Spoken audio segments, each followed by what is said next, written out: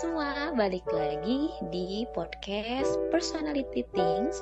Di sini ada aku Vidi, ditemani dua teman aku, ada Aku Zahra. Aku Aymar. Nah, di sini kita bakal bahas topik yang sangat menarik, yaitu tentang MBTI atau Myers-Briggs Type Indicator. Tentunya kepribadian seorang itu berbeda-beda karena different is something, something is different. Sebelum kita masuk nih, mungkin dari Zahra bisa dijelasin dulu apa itu MBTI? MBTI itu tes kepribadian yang membagi orang ke dalam 16 tipe kepribadian berdasarkan preferensi mereka dalam 4 dimensi. Ada ekstroversi atau introversi, sensing atau illusion, thinking atau feeling, dan judging dan perceiving. Nah, benar banget nih. Jadi, tes ini tuh dikembangkan oleh Isabel Briggs Myers dan ibunya Catherine Cook Briggs yang terinspirasi dari teori tipe psikologis Carl Jung. Agak sedikit berat juga ya pembahasan kali ini. Nah, bisa nggak sih lebih dijelasin lagi menurut 4 dimensi dalam MBTI ini? Nah, ya, aku akan jelasin dimensi pertama adalah ekstroversi atau E versus introversi atau I. Ini menggambarkan dari mana seseorang yang mendapatkan energi. Ekstrovert lebih suka berinteraksi dengan banyak orang dan mendapatkan energi dari lingkungan luar, sedangkan introvert lebih suka waktu sendirian atau dalam kelompok kecil dan mendapatkan energi dari dalam diri mereka sendiri. Lalu ada juga sensing nih, atau sering dilambangin S, versus intuition atau N. Menggambarkan bagaimana seseorang memproses informasi. Sensing lebih fokus pada fakta dan detail konkret, sementara intuition lebih fokus pada pola dan kemungkinan masa depan. Jadi dia itu masih meraba-raba masa depan gitu. Dan ada juga dimensi ketiga, yaitu thinking atau T versus feeling atau F. Ini juga menunjukkan bagaimana seorang membuat keputusan. Orang yang berpikir cenderung menggunakan logika dan fakta, sedangkan yang merasa lebih mempertimbangkan perasaan dan nilai-nilai pribadi. Nah, terakhir ini ada yang namanya judging atau lambangnya itu J versus perceiving atau disebut P. Nah, ini menggambarkan bagaimana seseorang menghadapi dunia luar. Judging lebih suka struktur dan rencana, sedangkan perceiving lebih suka fleksibel dan spontan. Bener gak sih? Bener banget, Fit. Menarik. Mar, kamu MBTI-nya apa tuh kalau boleh tahu? Kalau aku pribadi, aku MBTI-nya adalah INFJ. Jadi, aku tuh cenderung introvert, intuitif, merasa, dan judging. Wah, kayaknya dibolong semua ya Maria sama kamu. INFJ ini biasanya terkenal sebagai tipe yang sangat langka juga. Soalnya pengaruh. Kalau boleh tahu, apa sih pengaruh tipe kepribadian kamu dalam kehidupan sehari-hari, Mar? Nah, aku sebagai INFJ, aku juga sering merasa lebih nyaman dengan refleksi internal dan mendalam. Aku juga cenderung peka terhadap perasaan orang lain dan suka membuat rencana untuk mencapai tujuan jangka panjang. Gimana sama kamu, Fit? MBTI kamu apa?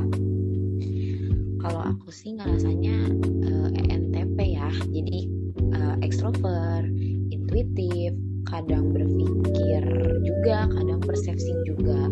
Soalnya kalau aku sih suka tantangan baru gitu loh. Jadi cara berpikirnya out of the box gitulah kalau kata anak-anak zaman sekarang. Nah, itu juga tipe yang sangat kreatif dan inovatif. Jadi bagaimana tipe kepribadian kamu dalam mempengaruhi pekerjaan? Kalau Vidi sih di sini ngerasanya nyaman-nyaman aja sih dalam situasi yang berubah-ubah karena memang suka mengeksplorasi ide-ide baru. Untuk kali ini tuh kalau menurut Vidi sendiri sih sangat ngebantu dalam pekerjaan. Ya, pekerjaan yang menuntut banyak inovasi gitu. Terus gimana MBTI bisa membantu kita dalam kehidupan sehari-hari? Nah, bagaimana MBTI bisa membantu kita dalam kehidupan sehari-hari?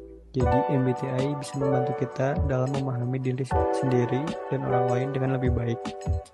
Dengan memahami preferensi kepribadian kita bisa bekerja lebih efektif dalam tim, meningkatkan komunikasi, dan mengembangkan hubungan yang lebih baik. Nah, betul. Selain itu, si MBTI juga ternyata bisa bantu dalam pengembangan karir loh, dengan memilih pekerjaan yang sesuai dengan kepribadian kita. Tapi ada gak sih kekurangan dari MBTI? Pasti ada, karena tidak ada sistem yang sempurna. MBTI juga tidak bisa menggambarkan kepribadian seseorang secara keseluruhan dan kadang-kadang bisa terlalu menyederhanakan kompleksitas manusia. Namun, MBTI juga tetap alat yang berguna untuk refleksi diri. Oh gitu ya. Seru juga ya kalau misalnya kita bahas lebih dalam gitu. Apalagi kan MBTI itu banyak banget ya, nggak cuma 1 atau 2. Bener banget. Kayaknya pembahasan di podcast episode kedua ini tentang MBTI lumayan menambah ilmu dan wawasan juga ya. Maksudnya dengan kata-kata yang agak mungkin jarang didengar gitu. Bener gak sih? Bener. Tapi sebenarnya sih kalau untuk sekarang kayaknya udah mulai banyak yang tahu, apalagi kalau misalnya teman-teman di sini pada ikutin K-pop, pasti idol-idolnya tuh pasti kalau misalnya baru kenalan atau ketemu orang tuh pasti tanya MBTI kamu apa sih kayak gitu. Terus sekarang juga lagi banyak banget tuh tren yang are you T kayak gitu. Tahu gak sih yang kamu T atau bukan? Jadi pandangan orang-orang tuh tentang yang MBTI yang ada T-nya tuh kayak lebih judging gitu loh daripada MBTI yang lainnya. Seru sih sebenarnya. Soalnya anak-anak K-popers itu lebih kayak ngikutin banget ya kayaknya si MBTI ini untuk direfleksikan dalam kehidupan mereka sehari-hari. Jadi kayak aku tuh orangnya kayak gini, aku tuh orangnya kayak gini, kayak gitu nggak sih? Bener ya? Iya, apalagi kalau misalnya yang sekarang kan banyak tren-tren yang RUT itu seru sih sebenarnya, cuman jangan terlalu dibawa serius juga ya. Oke deh, kan pembahasan di episode sekarang ini lumayan kompleks dan ya sangat amat berbobot gitu ya. Makasih banyak nih buat teman-teman yang udah ngeluangin waktunya, buat Zahra, buat Aymar, udah ngejelasin penjelasan dan nambahin wawasan yang luar biasa tentang MBTI ini. Ngomong-ngomong, Fit, kamu ini kan suka banget sama inovasi baru tuh. Jadi sibuk banget gak sih sama kerjaan dan lain halnya? Pasti bikin capek banget gak sih? Terus energi sosial kamu pasti banyak kekuras gitu.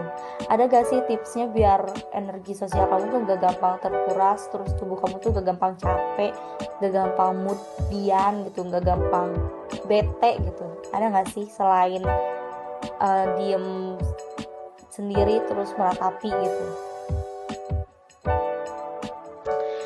Ya ada sih, maksudnya selain kaum merbahan gitu ya, saya gitu sebagai seorang yang akan peduli dengan kesehatan dan kesejahteraan hidup saya karena tidak ada yang memperhatikan selain saya gitu. Kalau misalkan aku sih karena sibuk banget ya, ada sih satu yang bakal aku kasih tahu sama kalian. Aku di sini minum multivitamin sih, namanya Purity. Udah pernah dengar belum sih Mar atau Zah kalian mengenai multivitamin ini? Familiar sih dari namanya. Apa tuh Purity? Nah, Purity itu jadi sejenis vitamin yang diformulasikan dengan bahan-bahan berkualitas tinggi dan alami, sehingga nggak akan bikin efek yang berlebih nih di tubuh. Nah, pastinya menambah energi tambahan tanpa bahan kimia yang berbahaya. Purity ini juga sangat bagus banget untuk dikonsumsi sehari-hari.